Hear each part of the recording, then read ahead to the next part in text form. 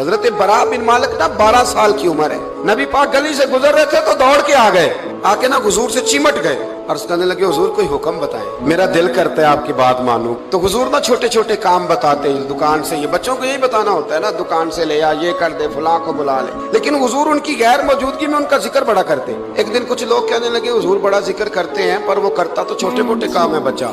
نبی پاک نے ایک دن ارادہ کیا کہ ان کو تجربہ نہ کرائیں کہ وہ پیار کتنا کرتا ہے۔ رسول کریم فرمانے لگے میں جو کہوں گا کرو گے؟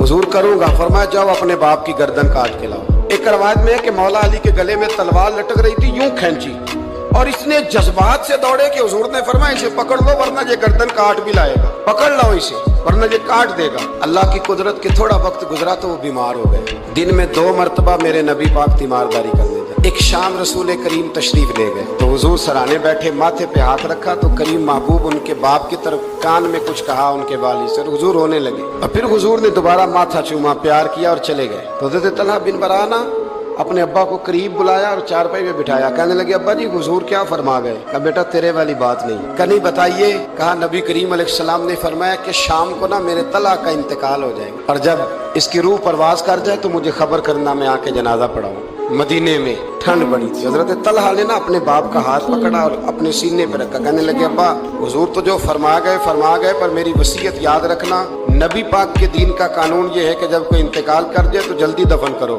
اس طرح کرنا، رات کا وقت ہوگا جب میرا انتقال ہوگا تو فوراً غسل دے کے نا دفن کر دینا، نبی پاک کو خبر نہ کرنا، نہ بتانا۔ عمر دیکھو اور بات دیکھو، کہ حضور کو کیوں نہیں بتانا، حضور خود فرما کے گئے ہیں۔ تو کہنے لگے رات کا وقت ہوگا تو جن گلیوں سے حضور نے گزر کے آنا ہے نا وہ یہودیوں کے محلے ہیں، ایسا نہ ہو کہ میرے جنازے کی وجہ سے کوئی یہودی میرے نبی کو تکلیف دے، میرے جنازے کی وجہ سے ان کا انتقال ہو گیا، رات کو دفن کر دیا۔ صبح حضور تشریف لائے، وہ محبوب جنہیں اللہ نے غیب کے خزانوں کی کنجیاں عطا فرمائی، فرمایا بتایا کیوں نہیں، خبر کیوں نہیں کی؟ میں جنازہ پڑھتا، میں خود پہنچتا۔ تو باپ رو پڑے، عرض کرنے لگے حضور میرا تو پتر تھا، میرے لیے اس سے بڑی سعادت کیا ہوتی کہ آپ جنازہ پڑھاتے، پر اس نے وصیت کر دی کہ حضور کو بتانا نہیں، تکلیف ہوگی۔